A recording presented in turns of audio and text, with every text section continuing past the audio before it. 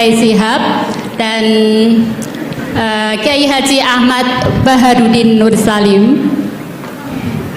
Tadi sudah disampaikan banyak hal tentang tafsir, yang tadi menyinggung tentang pernikahan, kemudian tentang Anisa,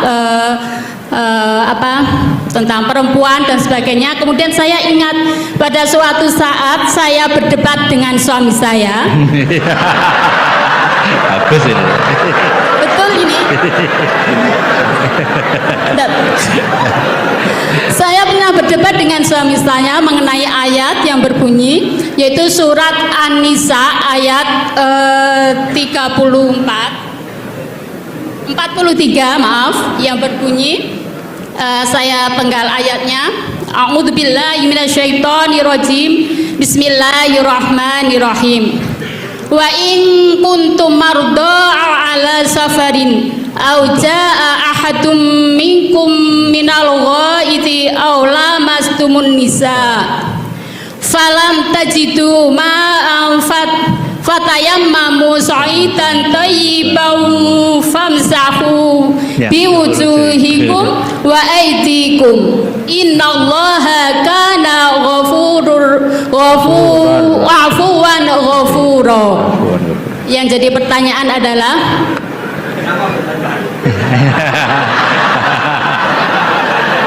ya, sampai hampir bertengkar karena ayat tentang ayat yang berbunyi aula mastumun nisa.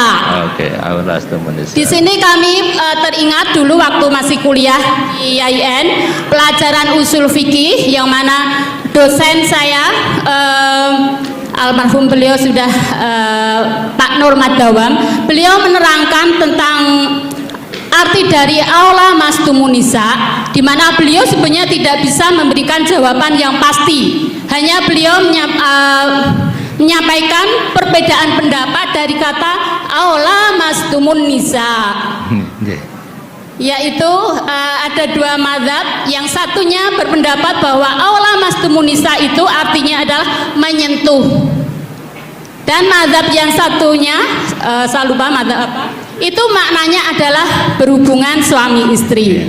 Nah, pada suatu saat saya berdebat dengan suami, yang mana untuk memastikan sebenarnya makna dari aula mastumun nisa itu apa.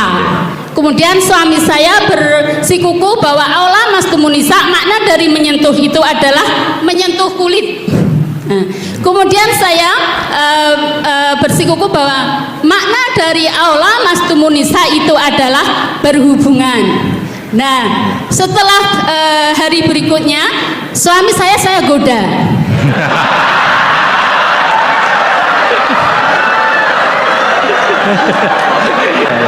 Kontekstual ya. Saya goda. Setiap habis wudhu, suami saya goda dengan saya sentuh kulitnya.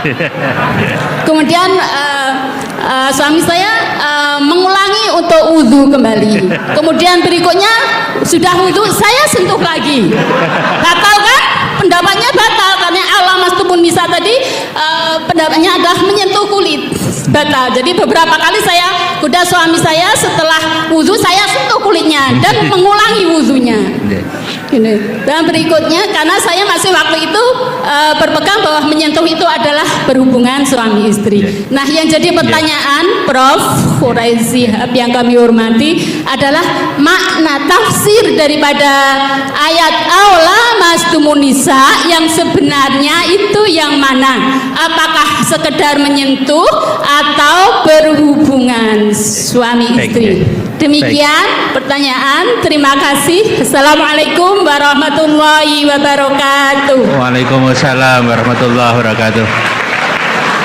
Sebelum menjawab, monggo Pak Ketua Umum Yayasan Senior Prof. Warsono bergabung ya.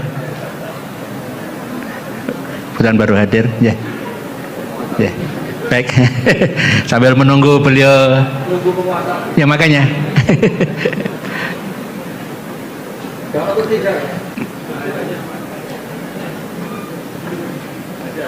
Ya. Ya. Ya, ini biar nunggu masuk dulu ya. Ya. Baik, Ibu Bapak, tampaknya dua penanya dulu.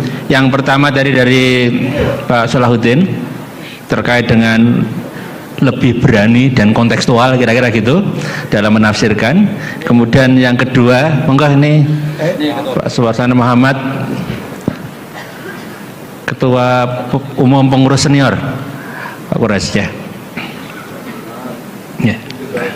Ya. Kemudian yang kedua, pertanyaan dari Bu Muntoha terkait dengan tafsir Aula Mastumun Nisa. Ya, yang mungkin yang pertama, yang kedua Gus dulu ya, monggo Gus. Yang kedua loh ya. Yang kedua.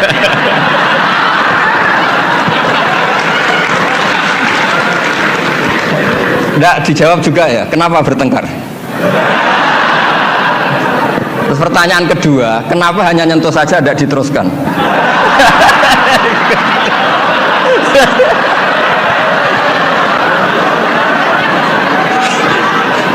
Enggak dikasih mic ya. Ya satu ya, pertanyaannya kenapa bertengkar? Jadi bertengkar dalam arti bercanda ya, tidak bertengkar yang serius dengan nafsu amarah tidak. Tapi ini bertengkar dalam arti memperdebatkan tentang ayat yang berbunyi Aula Mastumun Nisa tadi, Aula Mastumun Nisa. Setelah nyoba menyentuh kok kenapa suami nggak tertarik meneruskan? Itu pasti Pak. Itu pasti. Sebab kan ditinggal wudhu lagi tadi. Sebab waktu sholat, waktu untuk mengerjakan sholat, dan saya sengaja menggoda suami karena berpendapat bahwa menyentuh itu adalah menyentuh kulit, hanya menyentuh kulit adalah batal wudhu. Makanya beberapa kali saya goda. Kalau nanti pertanyaan Gus Baha dilanjutkan.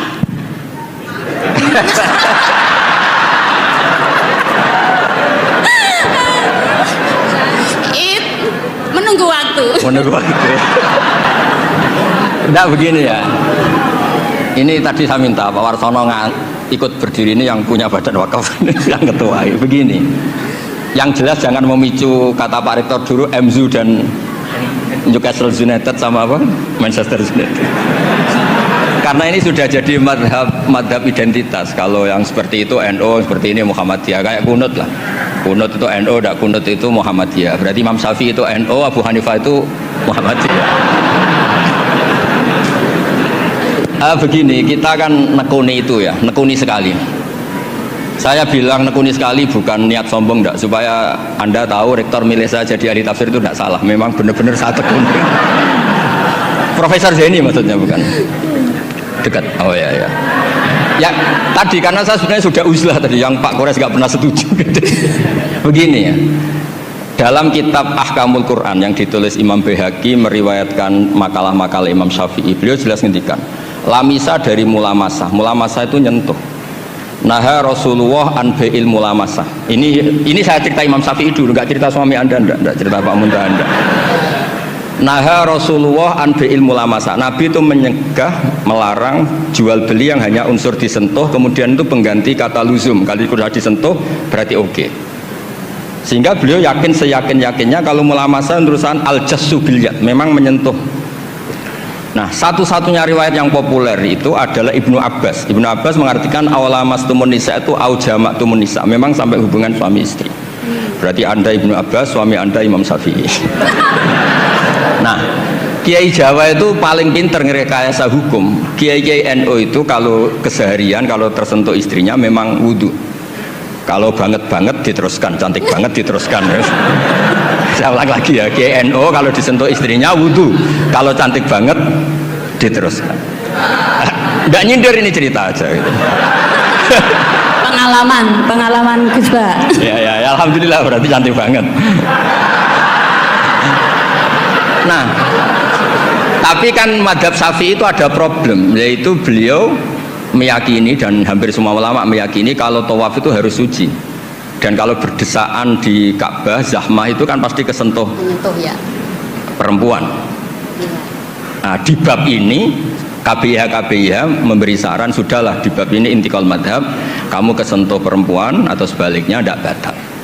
Tapi di kehidupan sehari-hari memang perasaannya orang-orang Syafi'i. Sebenarnya itu orang Syafi'i bukan orang NU, tapi sudah diambil alih NU.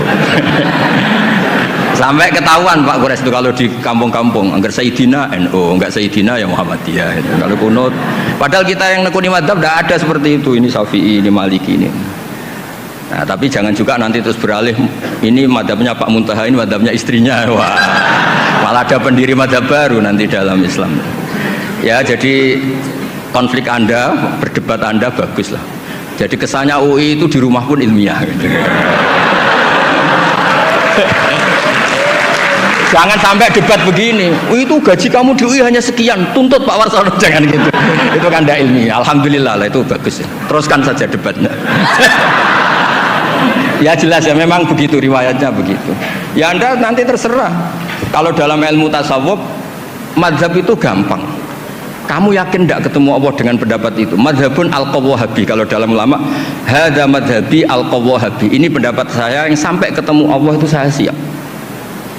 Makanya saya ini bukan sok-sokan ini mengatur di depan Pak Quraisy, saya tidak mungkin bohong. Saya itu jadi kiai besar itu susah dan sungkan. Karena terus dihormati, disubyo-subyo. Jangan-jangan ini bagian duniawi. Sehingga saya kalau di rumah, tanya istri saya, keluarga saya, kalau di rumah itu saya sering jenguk kiai-kiai madi, ini kiai kampung. Ini sebagai kafaro saya, jangan-jangan saya kenal rektor UI itu bangga, kenal ketua badan wakaf bangga. Sehingga ini urusannya hanya bangga-bangganan, keren-kerenan. Sampai segitu tradisi di keluarga saya ini. Karena ya memang itu tradisi. Dulu itu namanya Imam Syafi'i itu top terkenal. Tapi punya mitra debat, itu namanya Syaiban Ar-Ra'i. Itu pengembala kambing miskin. Suatu saat Imam Syafi'i jenguk ke Syaiban Ar-Ra'i ini, tanya, menurut kamu zakat itu wajib pada siapa? Kata Syaiban Ar-Ra'i, menurut kamu apa menurut saya? Ya menurut kamu, saya tanya kamu ya menurut kamu. Ala kulli ghaniyin wa faqirin. Zakat itu wajib bagi orang kaya dan orang fakir. Loh kenapa? Masa orang fakir sudah miskin wajib zakat? Memangnya orang fakir hartanya bersih semua? Enggak kan? Saya memberi contoh itu nyuwun sewu, tamannya menyinggung. Di kampung saya itu kan kalau ada acara misalnya haul atau pengajian atau apa, gak mungkin kan di UI tak contohkan acara apa gitu yang pakaiannya serono kan, gak mungkin misalnya acara-acara apa. Itu orang yang hanya beli rafia, ngerti itu sama rafia? Yeah. Apa bahasa Indonesia rafia itu? Pokoknya rafia. Itu lapangan tuh gak jelas milik siapa. Yang pertama masang rafia itu yang paling berhak menerima apa? Parkir. Dan akhirnya ya dapat uang. Coba itu atas nama fikih itu sah apa enggak? Itu kalau atas nama orang fikir, yang fikir enggak dia tok. Kalau atas nama tamaluk, apa dia memiliki itu, milik orang banyak. Itu banyak tukang parkir yang di kampung saya terus tanya, iya Gus bener jenengan, kita yang tukang parkir itu nanti trotoar juga gitu, hanya modal rafia terus dia berhak. Artinya apa? Rizki orang miskin juga banyak yang masalah kalau nggak dizakati itu. Terus Imam Syafi'i tertawa-tawa. Ya tertawa-tawa artinya terjadi madzhab bersama. Negara hanya mewajibkan zakat sama orang kaya karena itu yang harus dituntut kalau ada zakat. Tapi orang miskin silahkan, yang merasa rezekinya juga macam-macam itu juga harus zakat, karena zakat itu filosofinya itu kan tathhirul mal, mensucikan harta. Dan kita tadi wong nggak ikut punya lapangan, nggak ikut punya trotoar, hanya modal rafia, terus kita yang berhak, orang lain tidak berhak, padahal orang lain ini bisa lebih miskin ketimbang kita. Nah itu pentingnya debat. Itu lebih mutu timbang debatnya suami Anda dan Anda ini, Syaiban Ar-Ra'i. Tapi itu bagus, itu kasih bonus Pak Rektor, itu hebat itu. Di rumah masih debat fikih itu hebat itu. Dia nggak tahu. Terima kasih. Baik, yang pertama tadi pertanyaannya terkait dengan kerinduan. Kerinduan untuk mendapatkan tafsir yang berani dan kontekstual, termasuk kerinduan, mohon izin Gus Ba, kerinduan tafsirnya Gus Ba kapan keluar gitu loh. Gitu ya Pak. Saya menyampaikan ini, ya, mohon pendapatnya. Bagaimana caranya supaya lahir tafsir Indonesia yang berani dan kontekstual keindonesiaan. Bagaimana caranya? Mari kita bersama-sama menugaskan UII untuk itu. Itu cara yang paling tepat.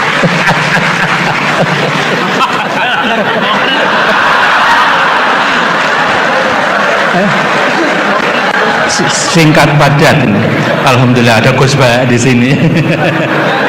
Monggo Gus Bah. UI dan Baitul Quran Jakarta, ya, insya Allah. Ya. Ini pesan beliau yang kita ini saksinya semua, kita bareng-bareng ya, insya Allah. Pada saatnya mudah-mudahan bisa. Ya. Dan kita masih punya Gus Bah ini, alhamdulillah ya. Baik, Bapak, kita buka lagi pertanyaan, satu dari putra, satu dari putri. Yang putra yang saya ya, sana satu, sayap sana satu yang berdiri pakai batik, yang putri yang pakai jilbab hitam paling pinggir ya, pakai kacamata, baju pink. Kita mulai dari yang kiri, silakan sebutkan nama singkat padat ya. Baik, a'udzubillahi minasyaitonirrajim. Assalamualaikum warahmatullahi wabarakatuh. Waalaikumsalam. Baiklah, perkenalkan, nama saya Muhammad Zaki. Saya berasal dari UIN Sunan Kalijaga. Pertanyaan saya ialah, ini berkaitan juga tentang surah An-Nisa. Ya, ini surah An-Nisa ayat 3 dan surah An-Nisa ayat 129. Yang mana saya bacanya saya agak kurang paham, Pak. Jadi ayat 3-nya kan begini. Ayat 3 ini kan tentang poligami. Di ayat 3-nya ada syaratnya, fa in khiftum alla ta'dilu. Ta'dilu itu kan merupakan syaratnya, Pak ya. Kemudian fa in khiftum alla ta'dilu fa wahidah. Kemudian di ayat 129 itu dikatakan walan tastati'u an ta'dilu bainan nisa. Kemudian ditambah lagi dengan kalimat walau harastum. Walaupun kalian sangat mau untuk bertindak adil. Jadi yang saya tangkap di ayat 3 itu adalah syaratnya. Kemudian di ayat 129 ini adalah pembatal syarat tersebut. Apakah pemikiran saya itu betul atau bagaimana pelurusannya, Pak? Ya, itu aja. Terima kasih Mas Zaki. Ini surat An-Nisa lagi ini. Selanjutnya silakan, silakan Mbak sebut nama dan asalnya. Bismillahirrahmanirrahim. Assalamualaikum warahmatullahi wabarakatuh. Waalaikumsalam warahmatullahi wabarakatuh. Sebelumnya perkenalkan, nama saya Gita Risma Rosanti, mahasiswa Universitas Islam Indonesia, program studi Pendidikan Agama Islam 2022. Tadi saya menyimak, Masya Allah sekali, materi yang telah dipaparkan oleh Prof. Quraisyhab dan Gus Baha. Terima kasih atas materinya. Pertanyaan saya akan ajukan kepada Prof. Quraisyhab. Cukup sederhana, Prof. Pertanyaannya yaitu, apakah ada kejadian spesial atau peristiwa, suatu keajaiban yang dirasakan Prof ketika menulis tafsir Al-Misbah? Kemudian pertanyaan kedua, setiap tindakan atau perbuatan yang kita lakukan pasti ada tantangannya. Nah, pertanyaannya ialah apakah ada tantangan yang menurut Prof itu tersulit ketika menulis tafsir Al-Misbah sendiri? Terima kasih. Wassalamualaikum warahmatullahi wabarakatuh. Waalaikumsalam warahmatullahi wabarakatuh. Pertanyaan pertama tampaknya akan dijawab lagi Gus Baha aja. Mantap. Ya. Ya. Ya. Ya. Ya. Gus Bah, ini pertanyaan pertama surat An-Nisa lagi Gus Bah katanya. Ini terkait dengan tadi, kalau nggak bisa adil ya satu saja, nah, dan nggak bisa adil katanya gitu ya. Monggo Gus, ya. Ya. Monggo Gus. Ya, bismillahirrahmanirrahim. Tadi kata ketua badan wakaf, dicoba aja kalau berani nanti. Nanti kan tahu rasa piring terbang. Begini, hampir semua mufasir sepakat. Mungkin Anda yang kuliahnya nggak pernah belajar itu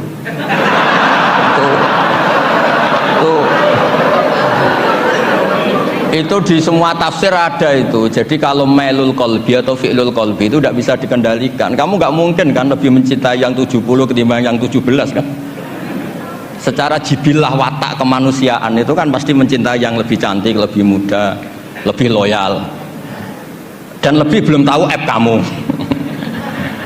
Jadi fala tamilu kulal maili itu fi'lul qalbi. Nah, yang wa in khiftum alla ta'dilu atau fa in khiftum alla ta'dilu itu amru ilzam. Jadi hukum itu menjadi enggak masalah kalau kamu istri satu karena kamu takut tidak adil. Meskipun ya tetap saja tidak adil, masalah fi'lul qalbi. Kayak kita lah, kita kan secara ilzam Nabi wajibkan mencintai semua orang Islam. Tapi yang berbaik ke kita, yang sering ngasih uang kita, jasa kita, manfaat ke kita, tentu ya kena kaidah fi'lul qalbi, al insan abdul ihsan. Masa yang menjadikan kita misalnya pegawai UII, yaitu orang tua kita mendidik kita sampai kita jadi orang pinter, jadi pegawai UII, sama dengan orang Islam yang lain. Jadi secara hukum kita wajib ihsan sama semua orang, tapi nanti fi'lul qalbi ya kena kaidah al insan abdul ihsan. Ya sama lah, semua partai politik, partai Indonesia yang dipilih ya yang begitu, yang begitu nggak tahu saya terus. Nah, yang kamu cocok kok, kamu kok seudon betul sih. Jadi ada hukum, ada fi'lul qalbi. Jadi fala tamilu kulal maili itu hukum, tapi fi'lu kita adalah pasti ada kamu walantas tadi wa ta'dilu bainan nisa walau harastum, itu fi'lul qalbi. Jadi ada hukum, ada fi'lul. Itu biasa di ilmu tafsir. Ya, Zaki ya. Ya belajar lagi ya, jangan tanya dulu, belajar. Ya sabar. Baik ya. Baik, yang kedua tadi pertanyaan terkait dengan apa ada kejadian luar biasa dan tantangan ketika mengerjakan tafsir Al-Misbah. Prof. Quraisy, ya. Silakan.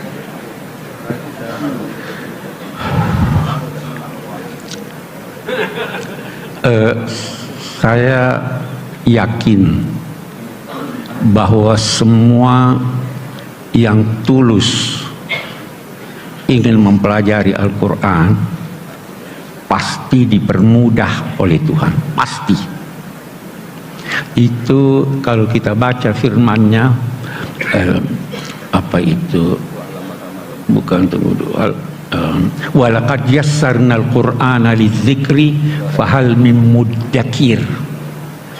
Kata Imam Al-Biqai menarik bahwa kata muddakir pada mulanya mutadzakir, kemudian taknya dihapus menjadi muzakkir, kemudian titiknya dihapus membacakan muddakir untuk mengisyaratkan, untuk mengisyaratkan bahwa upaya walau sedikit selama dibarengi dengan ketulusan dan kecintaan kepada Allah, Tuhan akan mempermudah yang bersangkutan.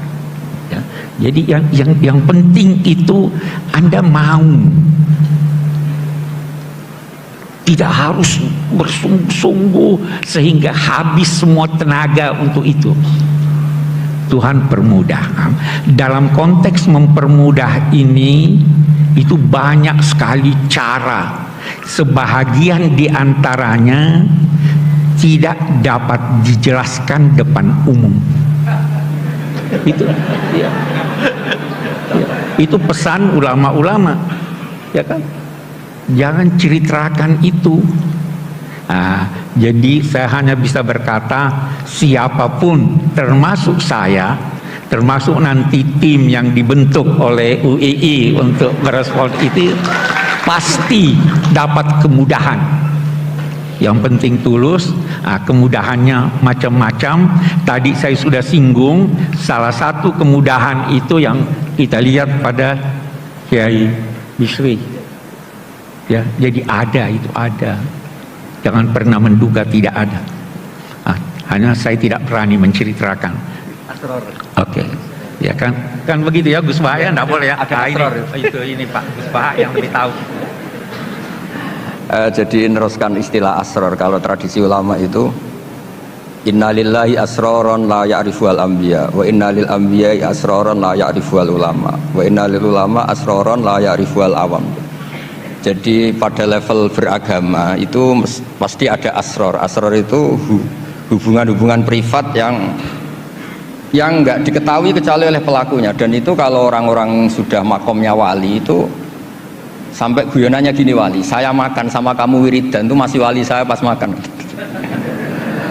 Nah, kenapa begitu? Ternyata kamu pas wiridan itu hanya melibatkan Tuhan saja. Kamu punya utang, terus Tuhan disuruh nyaur. Kamu cinta cewek, terus Tuhan kamu libatkan, tolong Gusti kabulkan. Jadi sebenarnya Anda tidak ingat Allah, ingat hajat Anda, dan Allah libatkan. Itu mbok wiridan sampai mati gak jadi wali, karena sebetulnya gak ingat Allah, ingat masalahnya, kemudian Allah dilibatkan. Sementara kiai-kiai yang makan terus, semalaman makan itu, nyon sewu, beliau juga manusia punya nafsu. Daripada nafsunya itu qabihah, jelek atau maksiat, dia melawan dengan mubah. Dia nyifati, wah sate ini enak, mie ayam ini enak, supaya tidak nyifati perempuan yang haram. Itu tidak gampang, lah itu asror.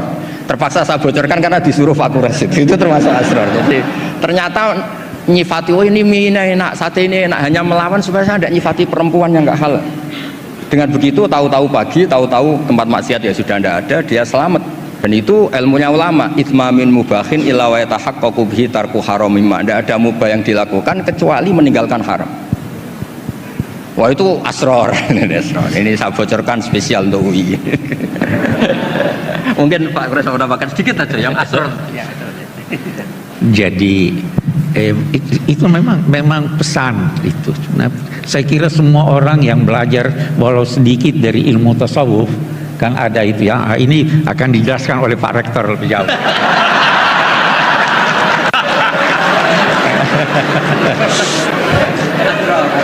Susah jadi moderatornya ini. Karena asror tadi sesuatu yang privat. Wawadi dalam artian yang positif. Jadi rahasia-rahasia yang tidak mudah untuk diungkapkan di ruang publik, kira-kira seperti itu. Ibu Bapak, kita udah 1,5 jam lebih. Gak kerasa aja sama. Karena kita menikmati kajian, mendapatkan banyak masukan dan perspektif baru, pengayaan diri, inspirasi. Dan tradisi pondok tidak ada yang nama moderator itu membuat kesimpulan. Nah, sehingga ini juga tidak ada kesimpulan. Silakan disimpulkan masing-masing dengan rasa bahagia, dan kita pungkasi sesi ini dengan membaca hamdalah. Alhamdulillahirabbil alamin.